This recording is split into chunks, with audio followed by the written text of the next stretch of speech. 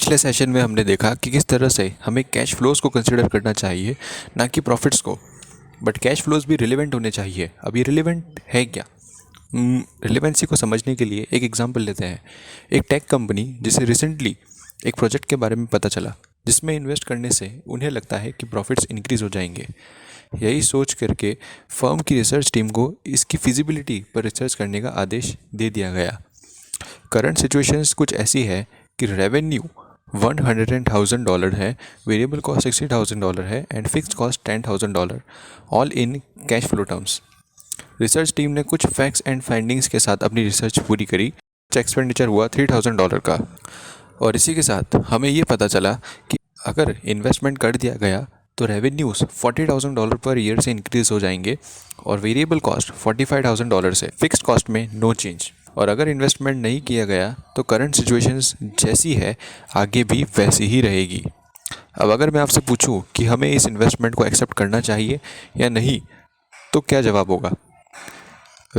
अगर आपका जवाब इन्वेस्ट करना है तो आपने ज़रूर ये सोचा है कि $30,000 का खर्चा तो हो ही गया है, तो अब ये प्रोजेक्ट को एक्सेप्ट कर ही लेते हैं, तो थोड़ा बहुत रेवेन्यू में इंक्रीज़ तो मिलेगा। तो अब इससे कैश इनफ्लो और कैश आउटफ्लो को कैलकुलेट करते हैं, फिर देखते हैं कि क्या रिजल्ट आता है, क्योंकि अल्टीमेटली हमें तो कैश फ्लोज ही कंसिडर करना है।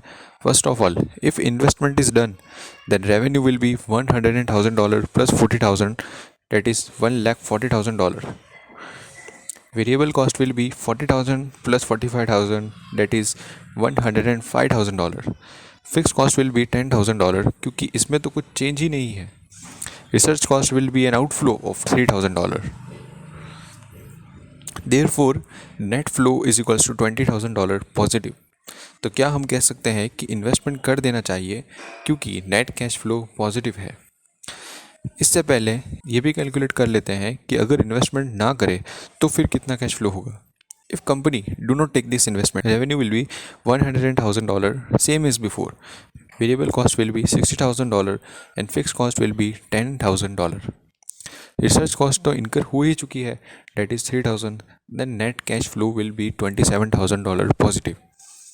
अब अगर दोनों ऑप्शंस को कंपेयर करें तो इन्वेस्टमेंट ना करने से ज़्यादा कैश फ्लो होने वाले हैं। अब ये 5,000 का फॉल आया कहाँ से? तो बेसिकली ये इंक्रीमेंटल कैश फ्लोज की वजह से आया है। That are revenue which is $40,000 increase and variable cost which is $45,000 increase, that comes to net 5,000 outflow from taking the investment. अब आप लोगों के दिमाग में डाउट अराइज हो चुका होगा कि रिसर्च कॉस्ट और फिक्स कॉस्ट का तो कोई इम्पैक्ट हमने लिया ही नहीं इस 5,000 में। ऐसा इसलिए क्योंकि ये कॉस्ट इररिलेवेंट है और इन्वेस्टमेंट करने या ना करने से इन कॉस्ट में कोई चेंज ही नहीं है। अगर प्रोजेक्ट एक्सेप्ट नहीं भी हो तो भी फिक्स कॉस्ट तो लगने वाली ही है, that is committed. Therefore there is no change in fix cost. और रिसर्च कॉस्ट एक ऐसी कॉस्ट है जो कंपनी पास्ट में इनकर कर चुकी है। अब चाहे हम इन्वेस्टमेंट करें या ना करें, वो दोनों ही केसेस में एज एन आउटफ्लो दिखेगी। Therefore, there is no change in research cost. अब सवाल यहाँ पर ये आता है कि क्या हमें इन्वेस्टमेंट लेना चाहिए या नहीं? बिल्कुल नहीं, क्योंकि अगर हमारी प्रेजेंट कंडीशन में जो कैश फ्लो हो रहे हैं उससे भी कम कैश फ्लो अगर इन्वेस्टमेंट लेने से हो रहे हैं, तो हमें उस इन्वेस्टमेंट को लेके नुकसान क्यों करना है? अब अगर हमने पहले ही इन दोनों के बीच का डिफरेंस कैलकुलेट कर लिया होता by considering only incremental cash flow और बिना कोई लेंथी कैलकुलेशंस किए, तो हम इस 5,000 के आउटफ्लो को देखकर ही इन्वेस्टमेंट करने से मना कर देते। तो हमें यही कैलकुलेट करना चाहिए व्हाइल अप्रेजिंग एनी इन्वेस्टमेंट। ये 5,000 जिन कैश फ्लोज को मिलकर बना है उन्हें ही हम कहते हैं रिलेवेंट कैश फ्लोज। तो हमने जो cash flow consideration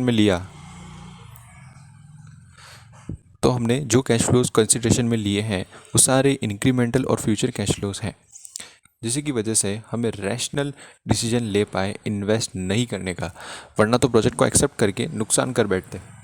so with this let's summarize the types of relevant cash flows. Firstly, it includes all the future cash flows and secondly it is incremental. और इसमें हमें ध्यान इस बात का रखना होगा कि कौन से कैश फ्लोज को कंसिडर नहीं करना है। Basically what we have to ignore is sunk cost, जो हमारे एग्जाम्पल के अंदर रिसर्च कॉस्ट है। सेकंड इज कमिटेड कॉस्ट, वो कॉस्ट है जो बेसिकली ऑर्गेनाइजेशन में इनकर होनी ही है, irrespective of whether the investment is done. For example fix cost, जब तक ये कोई इंक्रीमेंटल फिक्स कॉस्ट ना हो। हमारे एग्जांपल में 5000 के डिफरेंस को कैलकुलेट करने के लिए हमने फिक्स कॉस्ट को कंसिडरेशन में नहीं लिया क्योंकि ये कॉस्ट कमिटेड है। नॉन कैश आइटम्स को कम्प्लीटली इग्नोर करना है, एग्जाम्पल डेप्रिसिएशन, क्योंकि हमें सिर्फ कैश फ्लोज को ही कंसिडर करना चाहिए। एलोकेटेड कॉस्ट, वो कॉस्ट जो इनकर किसी एक डिपार्टमेंट में होती है बट डिस्ट्रीब्यूट हो जाती है on the basis of business units, cost centres etcetera, example allocation of fixed overheads. सवाल यहाँ पर ये आता है कि ये कॉस्ट इररिलेवेंट हुई क्यों, क्योंकि ये भी कमिटेड और नॉन इंक्रीमेंटल कॉस्ट ही है। इसीलिए with this, let's step forward to our next method of investment appraisal, which is payback method of investment appraisal. ROCE का सबसे बड़ा डिसएडवांटेज ये था कि उस मेथड में प्रॉफिट्स कंसिडर करे गए थे, ना कि कैश फ्लो। देयरफॉर उसको ओवरकम करने के लिए हम एक नया मेथड पढ़ रहे हैं, विच इज़ अ पे बैक मेथड। तो पे बैक का मतलब होता क्या है? सिंपल है, रीपेमेंट। तो बस इस मेथड में हम ये जानने की कोशिश करेंगे कि आखिर किसी प्रोजेक्ट में इन्वेस्ट करने के बाद कितना टाइम लगता है उससे रिकवरी होने में। So what basically we want is payback period. Let's summarize the payback period. The payback period is a time a project will take to pay back the money spent on it. So your next question will be how to calculate payback period. Payback period को calculate करने के लिए simple सा formula है, that is initial investment divided by annual cash flow. Example, an expenditure of $2 million is expected to generate net cash inflows of $500,000 each year for the next 7 years. Calculate payback period. तो अगर formula में इसे put करें, that will be 2 million, that is initial investment, divided by $500,000, that is annual cash flow. Annual cash flow में हमें सिर्फ relevant cash flows को ही consider करना है, that is equals to 4 years. Simple है ना? बट क्या आपने ये चीज़ नोटिस करी कि इस एग्जांपल में cash flow per year same है, यानी इवन है, इसीलिए तो हम इस फॉर्मूला को यूज़ कर पाए। क्या हो अगर कैश फ्लो अनइवन हो? सपोज अगर प्रोजेक्ट कुछ ऐसा हो, इन्वेस्टमेंट $1.9 मिलियन एंड जो कैश इनफ्लोज होंगे वो कुछ ऐसे हैं, तब हम इस फॉर्मूला को यूज़ नहीं कर सकते। क्या यूज़ करके देखना है? तो चलो उसी फॉर्मूला को यूज़ करके भी देख लेते हैं।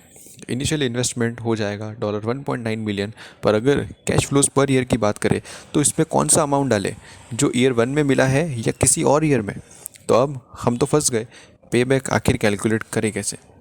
इसका एक ही समाधान है, दैट इज़ कैलकुलेटर उठाओ और ईयर बाय ईयर कैलकुलेट करना शुरू करो। So let's calculate with this method.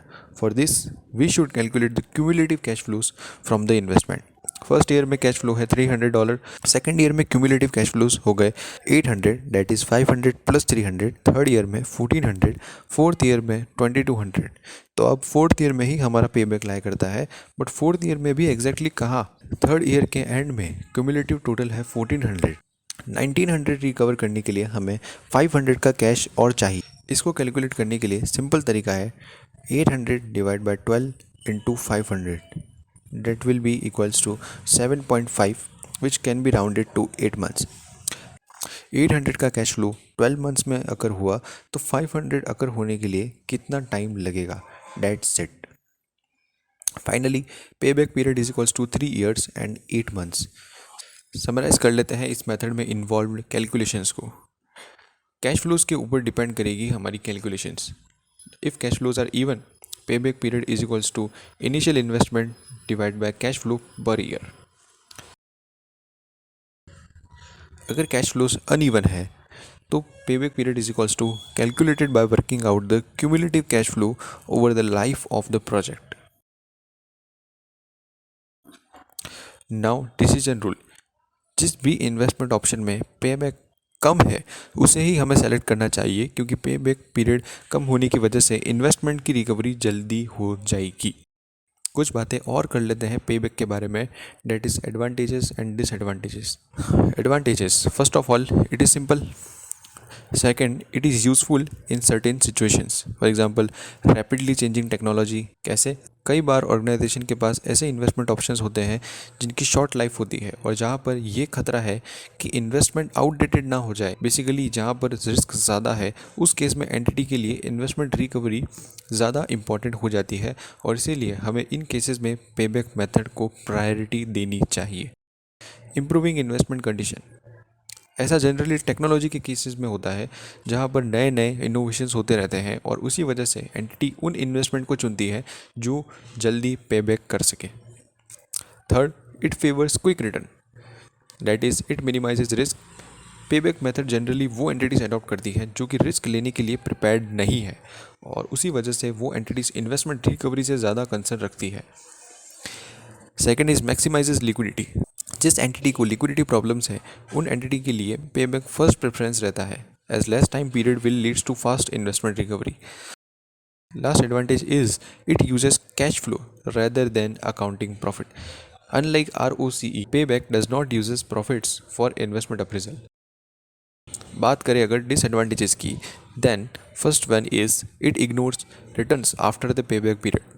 हमने पेबैक पीरियड में ये तो कैलकुलेट कर लिया कि इन्वेस्टमेंट की रिकवरी कितने टाइम में होगी, बट कैश फ्लोस जो कि पेबैक पीरियड के बाद होने वाले हैं वो तो कंसिडरेशन में लिए ही नहीं। अब ये डिसएडवांटेज कैसे है, एग्जाम्पल से समझते हैं। सपोज किसी एंटिटी के पास दो इन्वेस्टमेंट ऑप्शन है, option A and option B. Investment कुछ इस तरह से है और कैश फ्लोज कुछ इस तरह से। अगर पेबैक पीरियड कैलकुलेट करके डिसीजन ले तो ऑप्शन ए प्रेफरेबल है as payback period less than option B. But अब अगर इन ऑप्शंस के नेट कैश फ्लोज को कैलकुलेट करें which is total of cash flows including outflow towards investment, तो हमें पता चलेगा कि नेट कैश फ्लो तो ऑप्शन बी में ज़्यादा है, तो प्रेफरेबल तो ये होना चाहिए था। बट पेबैक मेथड में आफ्टर पेबैक पीरियड वाले कैश फ्लोज को कंसिडर किया ही नहीं, इसलिए डिसीजन लेने में गलती हो सकती है। Second one is it ignores timings of the cash flows. Basically यहाँ पर बात टाइम वैल्यू ऑफ मनी को इग्नोर करने की हो रही है। आसान भाषा में हमने पेबैक मेथड में कैश फ्लोज को देख लिया बट उनके टाइमिंग्स को कंसिडर तो किया ही नहीं, therefore time value of money को इग्नोर कर दिया।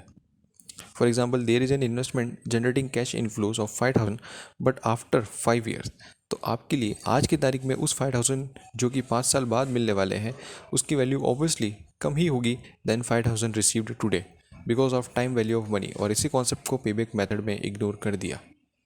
और अगर हमें टाइम वैल्यू ऑफ मनी को कंसिडर करके डिसीजन लेना है तो हमें डिस्काउंटेड पेबैक पीरियड को यूज़ करना चाहिए, जिसमें हमें कैश फ्लोज को प्रेजेंट वैल्यू पर डिस्काउंट करवाकर डिसीजन ले सकते हैं।